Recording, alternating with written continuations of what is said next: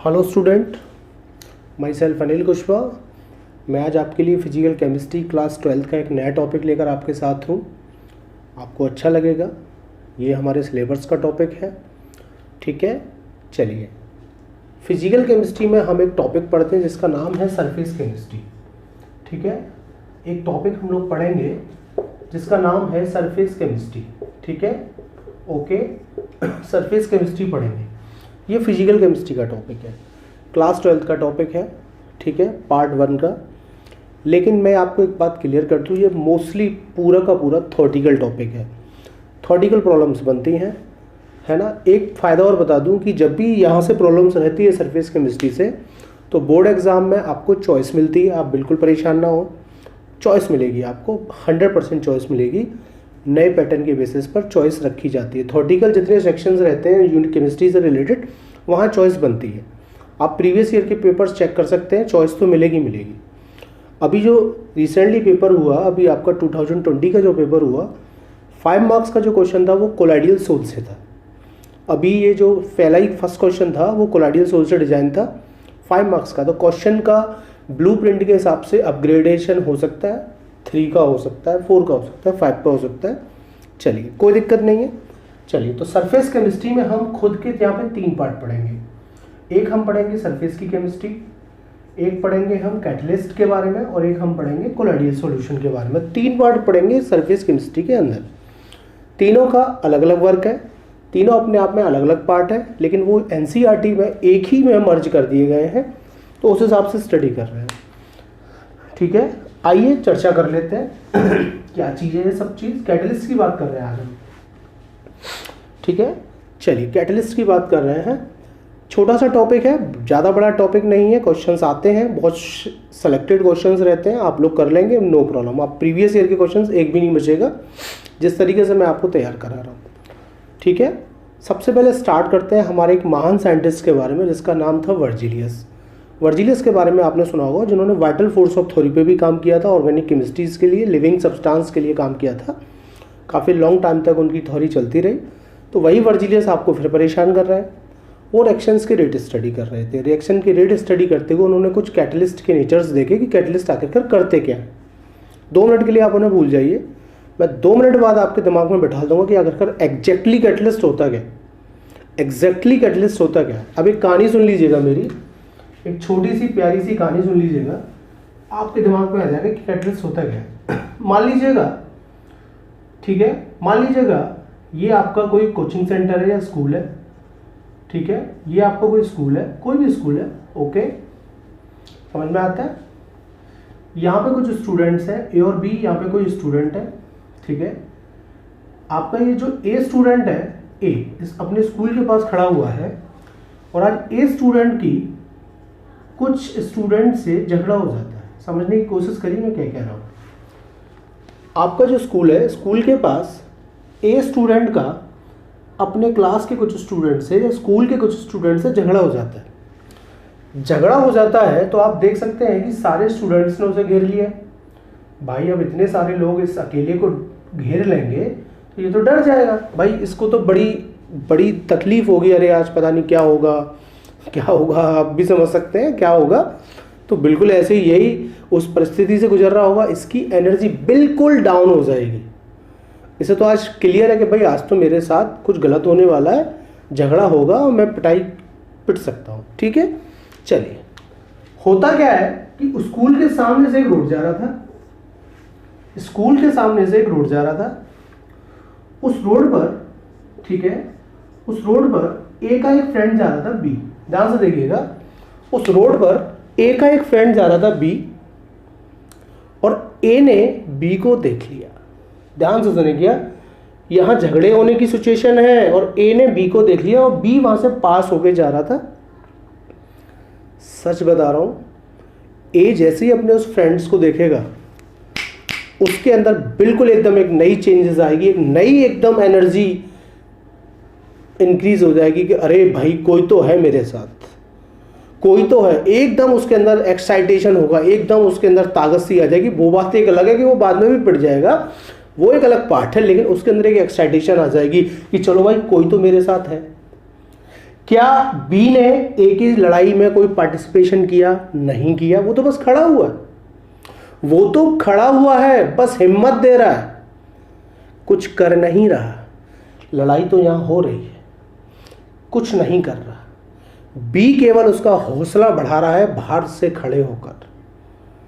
समझ में आता है? बी कुछ कर नहीं रहा है, बी लड़ाई में नहीं शामिल होता, बस खड़ा हुआ है। और खड़े होने की वजह से ही ए की एक्टिविटी चेंज हो जाती है। आप समझ सकते हैं, ये चीज आप अपनी लाइफ में भी फील कर सकते हैं कि अगर आप कहीं बुरी मुसीबत में है और आपका दोस्त दिखाई दे जाए तो आपके अंदर एक स्पेशल सी एक एनर्जी आएगी कि अरे भाई कोई तो मेरा है। वही चीज इसके साथ है, ए की एक्टिविटी एकदम चेंज हो जाएंगी in the presence of B. एक ऐसा सबस्टांस जो रिएक्शन, अब इन सब इस लड़ाई झगड़े को केमिस्ट्री में ले जाइए, एक ऐसा सबस्टांस जो एक ऐसा एक्सटर्नल पार्ट जो रिएक्शन में पार्टिसिपेट नहीं कर सकता। जो झगड़ा हो रहा था वो एक रिएक्शन है, वो रिएक्शन में पार्टिसिपेट नहीं करता, लेकिन ओनली उसकी प्रेजेंटेशन से रिएक्शंस की एक्टिविटी चेंज हो जाती है, रिएक्शंस के बिहेवियर चेंज हो जाते हैं। That is catalyst, that is catalyst. और रिएक्शन में उसका कुछ बनता और बिगड़ता नहीं है। क्या बनना कुछ बिगड़ रहा है? वो तो लड़ाई में जा ही नहीं रहा, वो तो बस खड़ा हुआ है, यूं करके खड़ा हुआ है, भाई और देखो जो हो रहा होने दो। लेकिन केवल उसकी प्रेजेंटेशन से पूरा का पूरा माहौल चेंज हो जाता है, पूरी की पूरी प्रोसेस चेंज हो जाती है। दैट इज कैटलिस्ट, ये कैटलिस्ट है। एक ऐसा सबस्टांस, एक ऐसा एक्सटर्नल पार्ट जिसकी प्रेजेंटेशन से रिएक्शन की एक्टिविटी चेंज हो जाए, दैट इज कैटलिस्ट।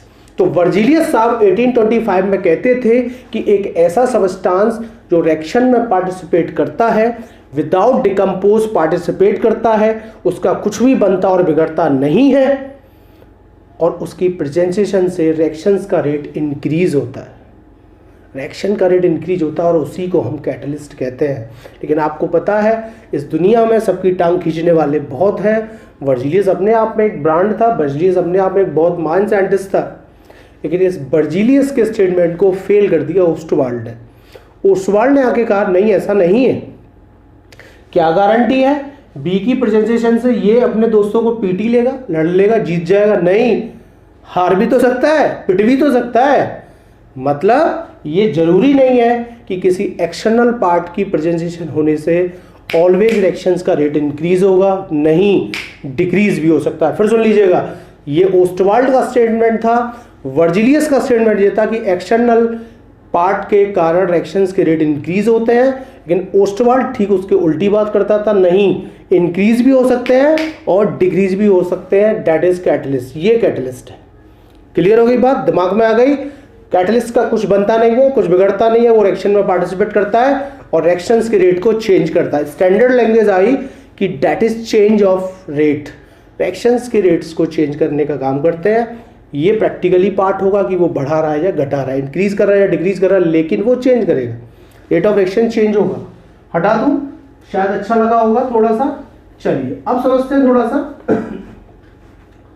देखिए आपका पोटेशियम क्लोराइड जो होता है, जब आप उसे 360 पर हीट करते हैं तो हीट करने पर आपको देता है पोटेशियम क्लोराइड और ऑक्सीजन फॉर्मेशन होता है। ये ऑक्सीजन फॉर्मेशन करने का एक प्रोसेस था कि पोटेशियम क्लोराइड के स्टोन को हीट करिए, हीट करने पर ऑक्सीजन आपको प्रोड्यूस होती है। इस प्रोसेस को करने के लिए लगभग 360 टेम्परेचर आपको मेंटेन करना पड़ता था, तब जाकर आपकी ये रिएक्शंस हो पाती थी। क्लियर हो रही बात? चलिए, एक समझदार स्टूडेंट आया, उसने क्या किया, इस रिएक्शन के अंदर एक छोटा सा लिटिल अमाउंट में MnO2 का पाउडर ऐड कर दिया।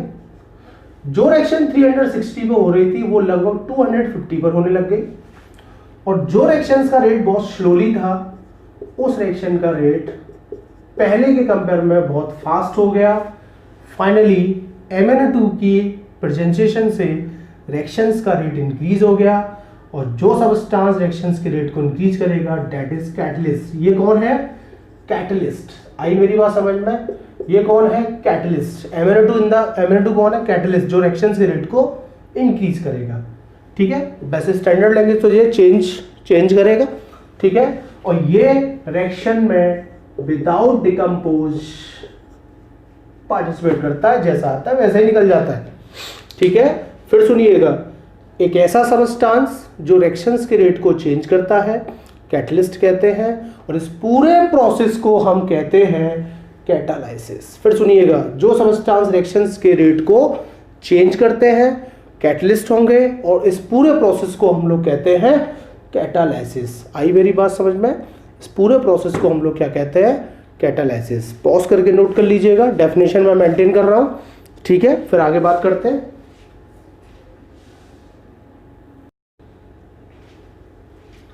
चलिए आगे बात कर लेते हैं। ये थोड़ा सा समझ में आया होगा कैटलिस्ट क्या है। कैटलिस्ट एक ऐसी स्पीसीज है जो रिएक्शंस के रेट को चेंज करती है, विदाउट डिकम्पोज पार्टिसिपेट करती है, रिएक्शंस के रेट को चेंज कर देती है। हो गया, समझ में आता होगा। मैंने एक कहानी सुना के भी तुम्हें समझाने की कोशिश की थोड़ी सी।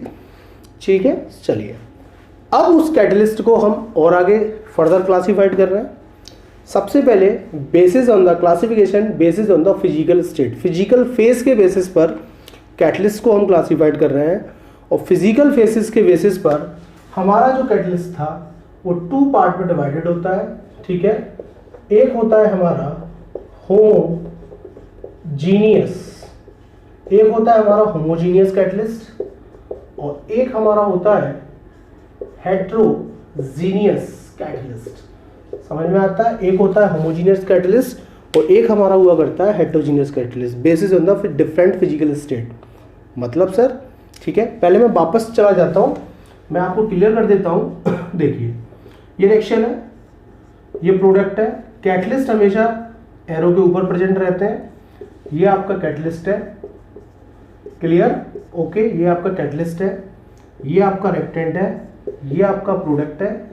ये सारी चीजें आपकी क्लियर होनी चाहिए। मतलब लगभग यहाँ पे लेफ्ट वाला जो लगभग पूरा पार्ट है वो रिएक्टेंट है, राइट वाला पार्ट प्रोडक्ट है, और एरो के ऊपर जस्ट क्या रखते हैं? कैटलिस्ट, जो रिएक्शंस के रेट को चेंज करने का काम कर रहे हैं। ठीक है, चलिए, तो कोई हमसे पूछेगा व्हाट इज कैटलिस्ट? दो substance change the rate of reaction.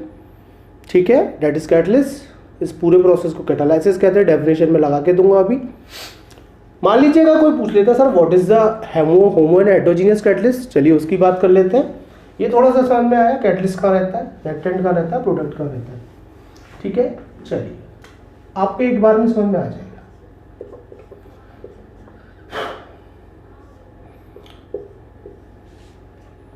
एक रिएक्शन मैंने ये लिखी है, ध्यान से देखिएगा। एक रिएक्शन मैंने आपके लिए ये लिखी है, ठीक है, और एक रिएक्शन मैंने आपके लिए ये लिखी है। ओके, एक रिएक्शन मैंने आपके लिए ये लिखी और एक रिएक्शन मैंने आपके लिए ये लिखी। when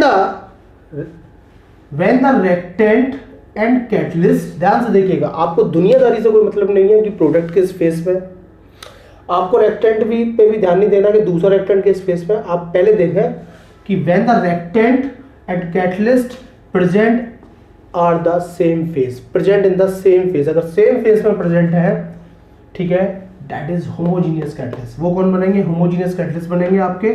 ठीक है, मान लो ये सॉलिड है तो ये भी सॉलिड होना चाहिए, मान लो ये लिक्विड है तो ये भी लिक्विड होना चाहिए, और मान लो ये गैस है तो ये भी गैस होना चाहिए, तो ये बनेंगे होमोजीनियस कैटलिस्ट। अगर मान लो when the reactant and catalyst present are the different phase, ये सॉलिड है, ये लिक्विड है, ये हेटेरो होगा, ये लिक्विड है, ये गैस है, ये हेटेरो होगा, ये गैस है, ये सॉलिड है, ये हेटेरो होगा। तो शायद मेरी बात समझ में आ चुकी होगी आप लोगों को। When the reactant and catalyst present in the same phase, homo होगा। When the reactant and catalyst present are the different phase, heterogeneous होगा। आप इस चीज को खुद से राइटिंग कर सकते हैं, खुद से राइटिंग कर सकते हैं, खुद से डिफरेंस क्रिएट कर सकते हैं। होमो और हेटेरो होगा, दोनों किस बेसिस पे आए हैं? डिफरेंट फिजिकल स्टेट के बेसिस पर। रिएक्टेंट और कैटलिस्ट को देखना है, सेम फेस में जाएगा तो होमो होगा, डिफरेंट फेस में जाएगा तो हेटेरो होगा। ठीक है, पॉज करके नोट कर लीजिए। अब स्टार्ट करते हैं कि प्रॉब्लम कैसे आएंगी इन चीज़ों के ऊपर, कैसे प्रॉब्लम हमारी डिजाइन होंगी होमो और हेटेरो के ऊपर, चर्चा कर लेते हैं। इसे जरा नोट कर लीजिएगा। ठीक है, चलिए देखिए कैसे प्रॉब्लम डिजाइन होंगी, कैसे चीजें आएंगी हमारी। चलिए सुनिएगा, N2 plus thrice H2 reversible twice NH3 in the presence of iron catalyst. मैं पहले आपको एक बात क्लियर कर दूं, ये बड़ा फेमस मेथड है formation of ammonia, why heaven method. हम इसे पी ब्लॉक में भी स्टडी करेंगे नाइट्रोजन फैमिली के अंदर, वो बात की बात है, लेकिन बड़ा फेमस मेथड है। डी ब्लॉक में भी इसका क्वेश्चन बन जाया करता है, बताएंगे कैसे बनता है बाद में जब डी का नंबर आएगा।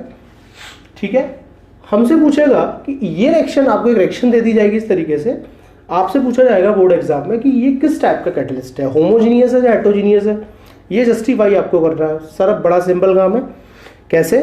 देखिए, नाइट्रोजन आपकी गैस फेस में होगी।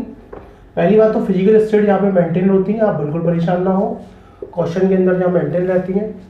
हाइड्रोजन भी आपका गैस फेस में होगा, लेकिन आयरन आपका सॉलिड फेस में होगा, और ये डिफरेंट फेस हो गई। तो ये कौन होगा? Heterogeneous catalyst. कौन बनेगा? हेवन मेथड जो है आपका अमोनिया का फॉर्मेशन, वो आपका एक हेट्रोजीनियस कैटलिस्ट का एग्जाम्पल है। ऐसे ही क्वेश्चंस आएंगे आपके। ठीक है, चलिए फिर स्टार्ट करते हैं, फिर एक और चीज लेके आते हैं। Twice SO2 plus O2 reversible twice SO3 in the presence of NO catalyst. पहले तो मैं ये बता दूं कि ये सल्फ्यूरिक एसिड प्रिपेयर करने का एक मेथड है जिसका नाम है lead chamber method. Lead chamber method, ठीक है, ठीक है, लेड चेम्बर प्रोसेस है सल्फ्यूरिक एसिड फॉर्मेशन करने का। ठीक है, आपसे पूछेगा कि सल्फ्यूरिक एसिड का लेड चेम्बर प्रोसेस जो है, ये रिएक्शंस आपको दी जाएगी कि ये किस टाइप का कैटलिस्ट होगा, होमोजीनियस होगा या हेटेरोजीनियस होगा। फिर से हो जाइए, SO2 ऑक्सीजन है, गैसेस फॉर्म में होगा। ठीक है, ऑक्सीजन ये भी गैसेस फॉर्म में होगा। ठीक है, और नाइट्रोजन ऑक्साइड ये भी गैसेस फॉर्म में होगा, और सेम फेस आ गए तो मेरे बच्चे ये कौन होगा? होमो। फिर सुन लीजिएगा, सेम फेस आ गए तो ये होमो होगा। तो ये एग्जाम्पल हेट्रो का आ गया और ये एग्जाम्पल मेरा होमो का आ गया। और लिखते हैं, पहले इन्हें नोट कर लीजिएगा। कोई अगर पूछता write down the difference between homogeneous and heterogeneous, आप खुद से लिख सकते हैं। ठीक है, when the reactant and catalyst present are the same phase, homo, different phase hetero. Example भी आप चिपका सकते हैं। ठीक है, तरीका मैंने बता दिया कैसे पता करते हैं, कैसे जज करना है आपको। अभी और क्वेश्चंस देख लेते हैं, पहले इसे नोट कर लीजिएगा पॉज करके आप लोग। ठीक है, चलिए